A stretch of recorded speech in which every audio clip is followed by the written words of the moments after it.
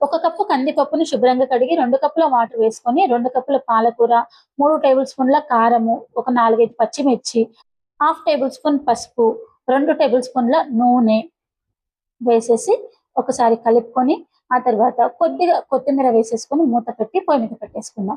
ఈ పప్పు ఉడికేలోపు చిన్న నిమ్మకాయ సైజు కంటే తక్కువ చింతపండు నానబెట్టేసి పెట్టుకోండి. 5 విజిల్స్ తర్వాత కుక్కర్ మూత తీసి చూసినట్లయితే పప్పు ఉడికిపోయింది. ఇప్పుడు దాన్ని మెత్తగా రుబ్బుకున్న తర్వాత టేస్ట్‌కి తగినంత ఉప్పు వేసేసి మరొకసారి రుబ్బుకొని అందులో చింతపండు పులుపు వేసేసుకోవాలి. వేసేసుకొని దాన్ని ఒకసారి రుబ్బేసుకొని పక్కన పెట్టేసుకోండి.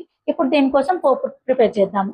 గిన్నె పెట్టుకొని గిన్నె వేడయ్యాక 2 టేబుల్ స్పూన్ల ఆయిల్, ఒక 4, 5 ఎల్లిపాయలు, హాఫ్ టేబుల్ స్పూన్ ఆవాలు, హాఫ్ టేబుల్ స్పూన్ జీలకర్ర, ఒక 4, 5 ఎండుమిర్చి వేసేసి ఒక ఉల్లిగడ్డ చిన్న ముక్కలుగా కట్ చేసి వేసుకోండి. ఆ తర్వాత కొద్దిగా కరివేపాకు వేసేసుకొని పోపు రెడీ అయిన తర్వాత పప్పులో కలిపేసుకోవడమే.